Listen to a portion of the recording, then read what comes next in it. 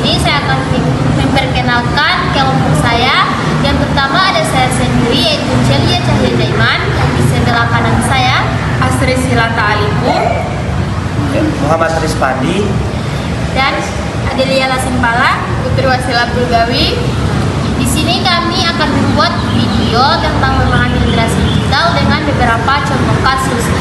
Di sini kami akan memenuhi tugas dari dosen pengampu yang saya sebut Bapak Dosen Saleh Al-Hamid, SIP MA. Definisi literasi digital. Literasi digital adalah kemampuan memahami, menggunakan, dan mengelola teknologi digital dengan cara yang bijak dan bertanggung jawab. Tidak hanya soal bisa mengoperasikan gawai, tetapi juga tentang memahami informasi yang beredar, menilai kebenarannya, serta menggunakannya untuk tujuan yang positif. Tujuan literasi digital yaitu membantu masyarakat, khususnya anak muda, agar tidak hanya menjadi konsumen informasi, melainkan juga mampu menghasilkan konten yang bermanfaat serta menjaga diri dari risiko negatif di dunia maya. Jadi, contoh kasus yang saya ambil dari materi ini adalah kasus pelanggaran etika bermedia sosial pada remaja pertengahan akibat kurangnya pengetahuan. Yang saya ambil dari sumber Kompasiana, yaitu beredar remaja pertengahan usia 14-17 tahun adalah masa pencarian jati diri dengan berbagai perubahan fisik dan sisi emosional. Pada fase ini, remaja lebih mementingkan teman sebaya dan dipengaruhi media sosial. Karena itu, diperlukan etika serta pendampingan orang tua dan guru agar media sosial memberi dampak positif. Di sini saya akan membawakan kecakapan digital atau digital skill, yaitu kemampuan mengoperasikan perangkat dan aplikasi digital dengan baik, termasuk memahami fitur, cara kerja dan penggunaannya dalam kehidupan sehari-hari. Adapun digital, etika digital atau digital etis,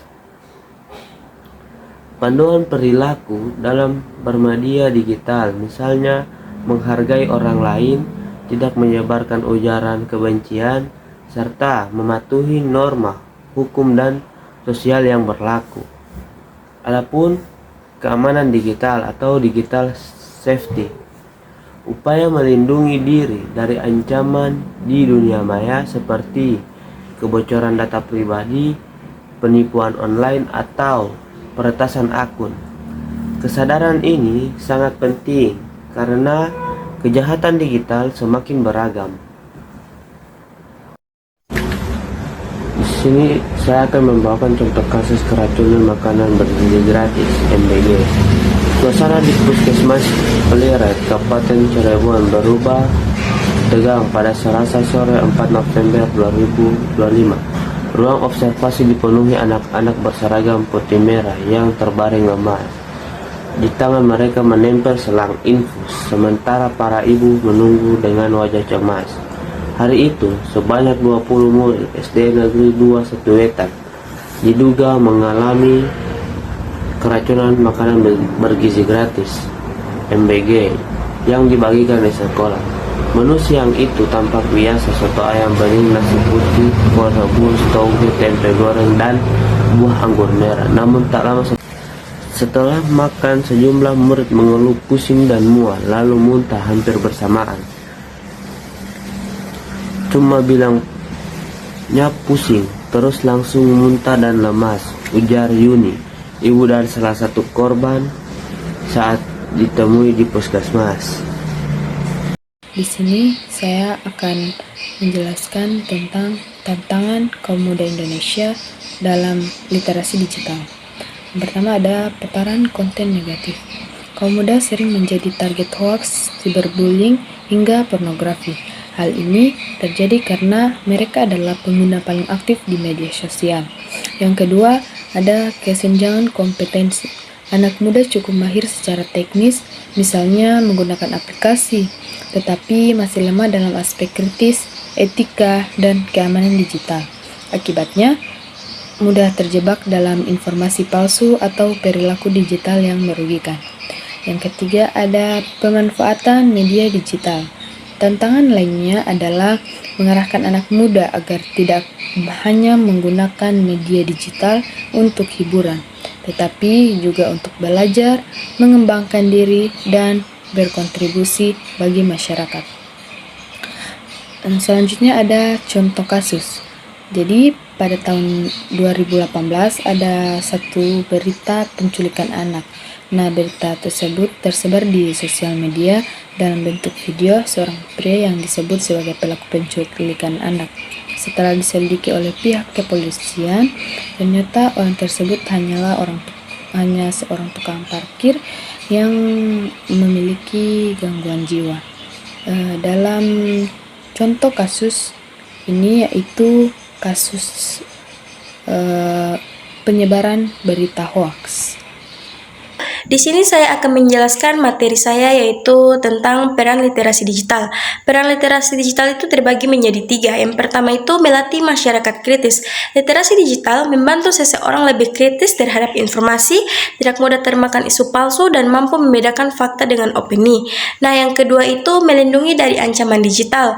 Dengan pemahaman literasi digital, masyarakat dapat menjaga data pribadi, mengenali modus penipuan online, serta menghindari potensi kejahatan siber. Yang ketiga itu membentuk ruang digital sehat. Literasi digital mendorong terciptanya ruang digital yang saling menghargai, penuh kolaborasi, dan meminimalkan konflik sehingga internet menjadi tempat yang aman dan produktif. Di sini saya menjelaskan contoh kasus yaitu penyebaran data pribadi. Data menjadi aset berharga bagi setiap orang, perusahaan maupun organisasi. Namun kini beberapa data pribadi maupun perusahaan terbilang berada dalam kondisi yang semakin terancam karena potensi kebocoran data yang terus mengintai di berbagai celah dunia digital.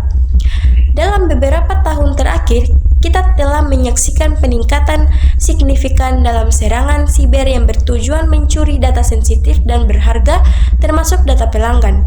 Keberadaan data tersebut dapat digunakan oleh para pelaku kejahatan siber untuk berbagai tujuan seperti penipuan, pemerasan, atau bahkan dijual di pasar gelap. Kata pakar keamanan siber dan Chief Information Security Officer dari NCD, Bruce Hanadi, dalam keterangannya pada Selasa 1 Agustus 2023. Bruce kemudian menyampaikan pandangan serta strategi yang dapat diterapkan perusahaan untuk menangani dan mengantisipasi kebocoran data.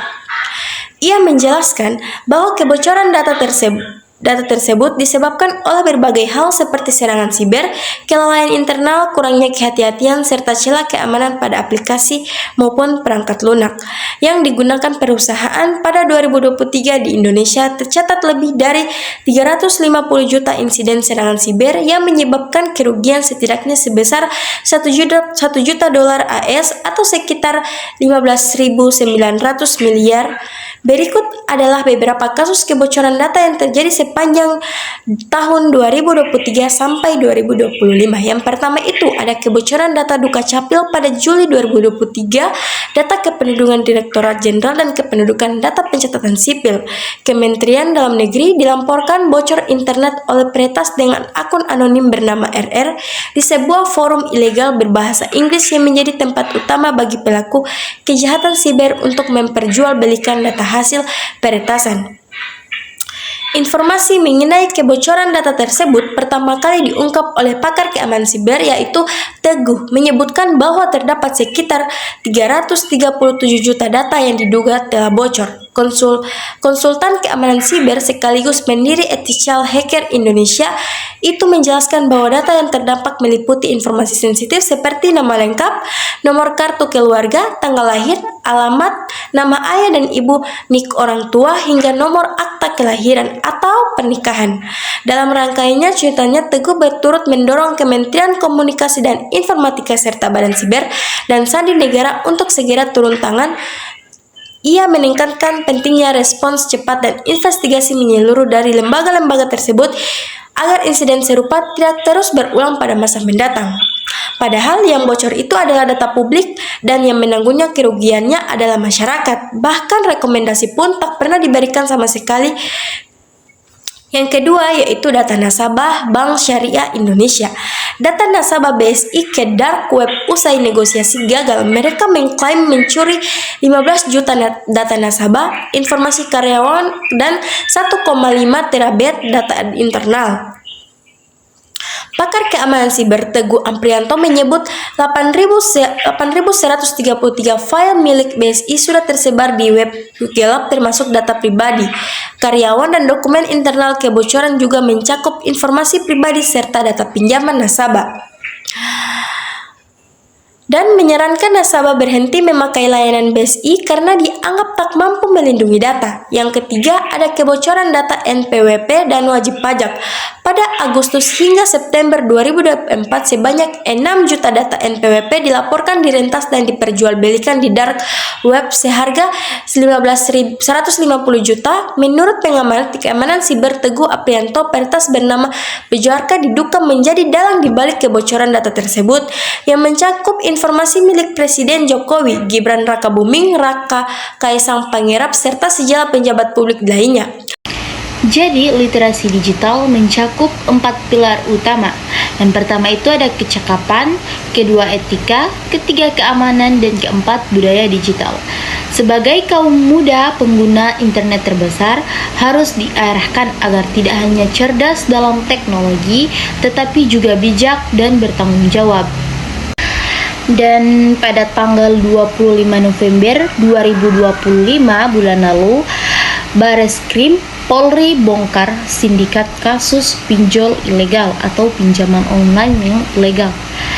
Direktorat Tindak Pidana Siber Bareskrim Polri berhasil membongkar sindikat pinjaman online atau pinjol ilegal yang meresahkan masyarakat melalui praktik teror, pemerasan, dan penyebaran data pribadi.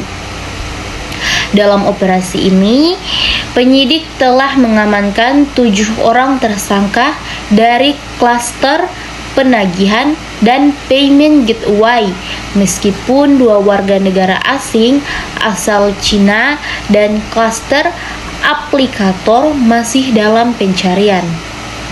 Sindikat ini telah menjerat ratusan korban dengan mengalami kerugian hingga 1,4 miliar serta mendapatkan teror, ancaman, dan penyebaran foto manipulasi.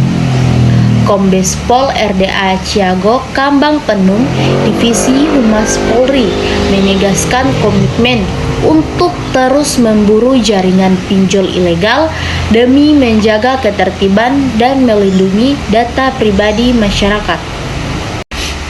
Dan selanjutnya ada contoh kasus tentang pinjaman online. Seperti yang kita ketahui sendiri, pinjaman online itu adalah aplikasi pinjaman uang dengan sistem transfer dengan syarat tertentu. Bagi masyarakat ini cukup membantu, tapi pada dasarnya banyak aplikasi online yang belum terdaftar pada OJK, sehingga banyak aplikasi online lainnya yang ilegal.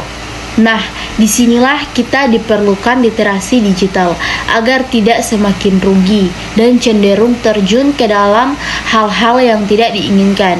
Karena untuk pengembalian dana itu dikenakan bunga yang berkali-kali lipat. Itulah beberapa penjelasan kami tentang materi memahami literasi digital. Jika ada kesalahan kami mohon maaf. Sekian, terima kasih. Wassalamualaikum warahmatullahi wabarakatuh.